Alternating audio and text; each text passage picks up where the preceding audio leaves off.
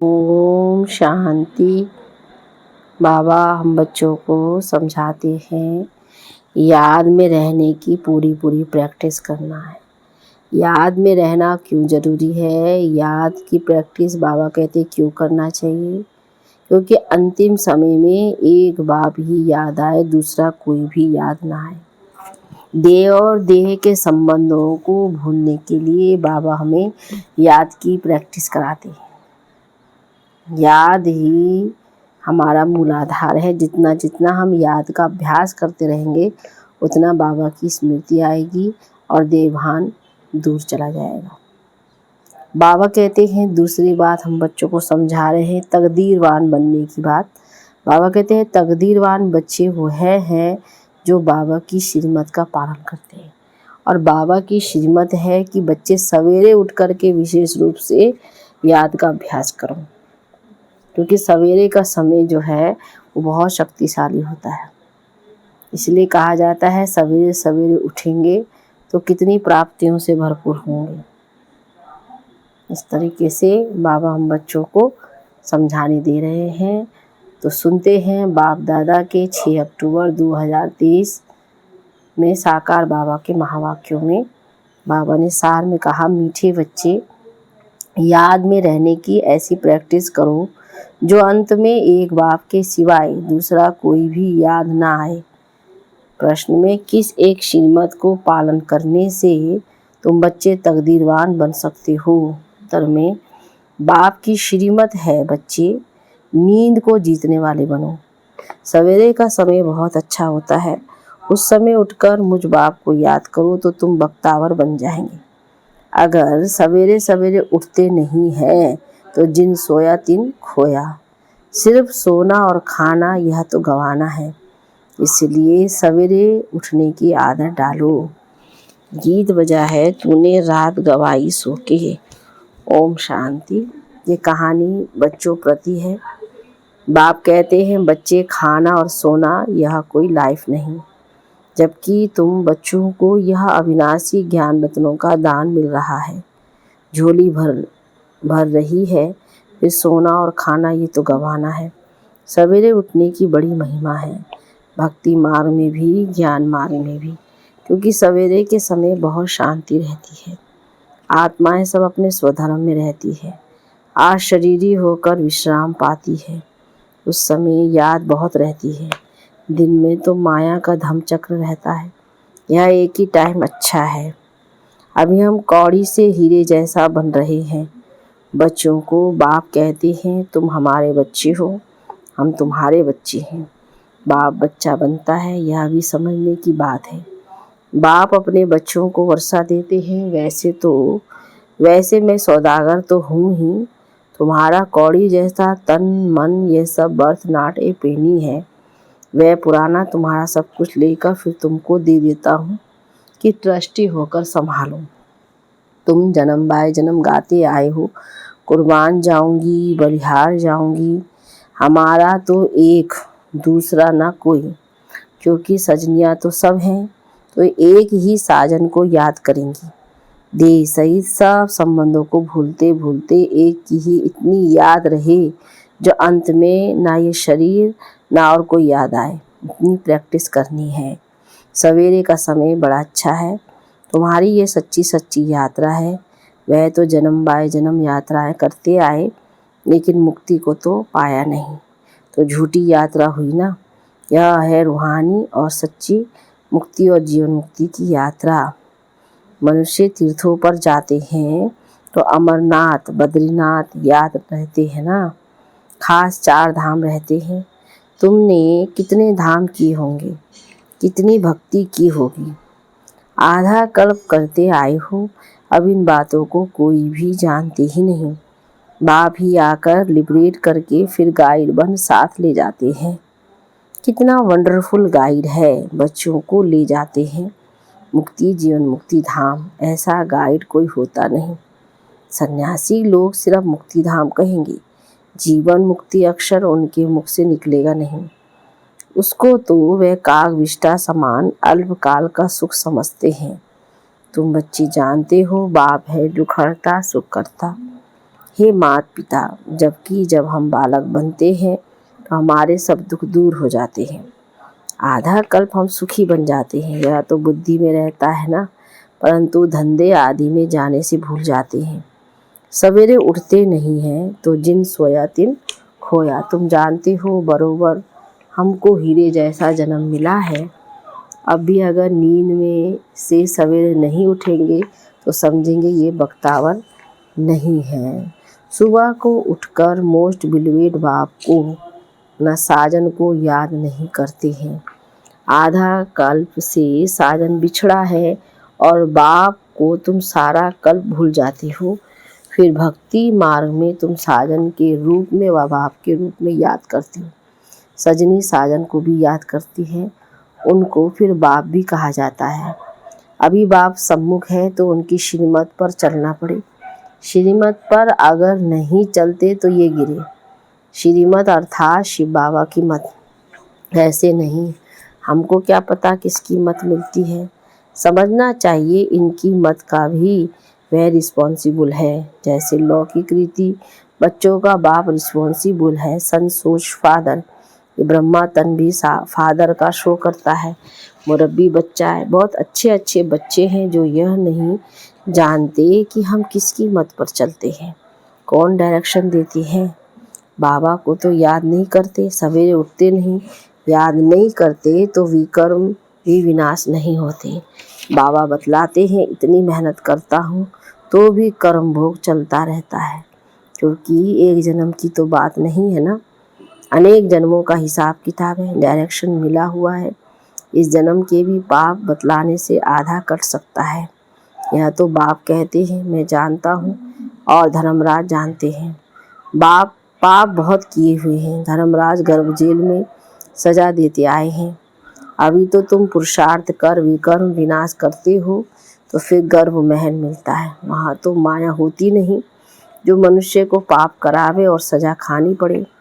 आधा कल्प है ईश्वरी राज्य, आधा कल्प है रावण राज्य। सर्प का मिसाल भी यहाँ का है। सन्यासियों ने कॉपी की है। जैसे भवरी का मिसाल बाबा देते हैं। भवरी कीड़े को अपने घर में ले आती है। तुम भी पतितों को ले आते हो, फिर उनको बैठ शूद्र से ब्राह्मण बनाते हो। तुम्हारा नाम ब्राह्मणी है। ये भवरी का दृष्टांत बहुत अच्छा है। प्रैक्टिकल में आते तो बहुत है, फिर कोई कच्चे रह जाते, कोई सड़ जाते, कोई ख़त्म हो पड़ते। माया बड़ा तूफान में लाती है। तुम हर एक वास्तव में हनुमान हो। माया कितना भी तूफान लाए, हम बाबा को और स्वर्ग को कभी नहीं भूलेंगे। घड़ी घड़ी बाबा कहते हैं सावधान, मनुष्य तो तीर्थों पर धक्का खाने लिए जाते हैं, यहाँ और तो कहीं नहीं जाते। एक ही बाप और सुखधाम को याद करते रहना है। तुम तो बरोबर विजय पहनने वाले ही हो। इनका बुद्धि योग बल ज्ञान बल कहा जाता है। इनको ही बुद्धि बल और ज्ञान बल कहा जाता है। याद करने से बल मिलता है, बुद्धि का ताला खुलता है। अगर कोई भी बेकायदे चलन चलते हैं तो उनकी बुद्धि का ताला ही बंद हो जाता है। बाप समझाते भी हैं, अगर तुम ऐसा करेंगे तो ड्रामानुसार बुद्धि का ताला बंद हो जाएगा। किसको कह नहीं सकेंगे कि विकार में मत जाओ, अंदर खाता रहेगा। हमने इतने पाप किए हैं। अज्ञान काल में भी खाता है, मरते हैं, फिर तौबा तौबा करते हैं, फिर पिछाड़ी में सब पाप सामने आ जाते हैं। गर्भ जेल में गया, फट से सजाएं शुरू हो जाती हैं। पिछाड़ी में याद जरूर आता है। तो अब बाप कहते हैं तुमको तो तौबा तौबा नहीं करनी है, तुम पाप मत करो। जल बोर्ड होते हैं ना, तुम भी जेल बेड थे, अभी बाबा गर्भ जेल की सजाओं से छुड़ाते हैं। कहते हैं मुझ बाप को याद करो तो पापों की सजाओं से छूट जाएंगे, तुम पावन बन जाएंगे। अगर फिर गिरे तो बहुत चोट लग जाएगी।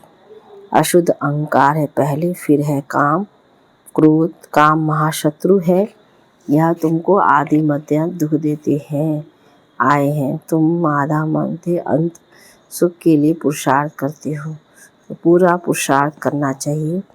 बोलते हैं सवेरे जग नहीं सकते हैं तो फिर पद भी ऊंच पा नहीं सकेंगे। दास दासी बनना पड़ेगा। वहाँ कोई गोबर आदि नहीं उठाना पड़ता, मेहतर नहीं होते। अभी भी विलायत में नौकर आदि नहीं रखते हैं, आप ही सफाई हो जाती है। वहाँ तो गंदगी होती नहीं, बाकी चंडाल दास दासियाँ आदि होते हैं। बाप तुम बच्चों को सब राज समझाते हैं, तुम्हारी बुद्धि में सारी राजधानी है। तुम ड्रामा को समझ गए हो, पहले पहले मुख्य इस चक्र को समझाना है। अब ओपनिंग के लिए गवर्नर आदि को बुलाते हैं तो बच्चों को डायरेक्शन मिलते हैं। ओपनिंग कराने के पहले उनको कुछ समझाओ कि भारत शिष्टाचारी था, अब फिर भारत भ्रष्टाचारी बना है। भारत के पूज्य देवी देवताएं ही फिर पुजारी मनुष्य बने हैं, ये जरूर समझाना है। जो वह खुद भी कहे कि सृष्टि चक्र का राज ही समझाते हैं, तो यह जानते हैं उनको त्रिकालदर्शी कहा जाता है। मनुष्य होकर अगर ड्रामा को ना जाने तो बाकी क्या काम का। ऐसे तो बहुत कहते हैं बीके की पवित्रता बहुत अच्छी है। पवित्रता तो सबको अच्छी लगती है, सन्यासी पवित्र है, देवताएं पवित्र हैं, तब तो उन्होंने आगे माथा झुकाते हैं ना। परंतु यह और बात है, पतित पावन एक परमात्मा ही हो सकता है। पतित से पावन बनाने वाला मनुष्य गुरु हो ना सके, ये समझाना चाहिए। कृपा करके इस बात को आप समझो तो आपका पद बहुत ऊंच हो जाएगा। भारत पूज्य से पुजारी कैसे बना, भारतवासी देवी देवता 84 जन्म कैसे लेते हैं, यह समझाओ। यह बातें जरूर समझानी है। क्राइस्ट से 3000 वर्ष पहले भारतवासी देवी देवता ही थे, उसको सुखधाम हेवन कहा जाता है। स्वर्ग सो अब फिर नरक बना है, यह फिर तुम बैठ समझाएंगे तो बहुत भारी तुम्हारी महिमा होगी। अखबार वालों को भी पार्टी देनी है, फिर वह आग लगाए या पानी डाले उन पर सारा मदार है। ये तो तुम बच्चे जानते हो। लड़ाई लगनी है, खून की नदी बहेगी भारत में, हमेशा यहाँ से ही खून की नदी बहती आई है। अभी पार्टीशन हुआ तो कितने मनुष्य दरबदर हुए, एकदम अलग अलग राजधानी हो गई। यह भी ड्रामा में नूंद है। आपस में लड़ते फंक्शन डालते हैं, पहले फैक्शन डालते हैं। पहले कोई हिंदुस्तान पाकिस्तान अलग थोड़ी था, भारत में ही रक्त की नदियाँ बहनी हैं, तब फिर घी की नदी बहेगी। नतीजा क्या होता है, थोड़े बच जाते हैं। तुम पांडव हो गुप्त वेश में, तो गवर्नर को पहले परिचय देना है।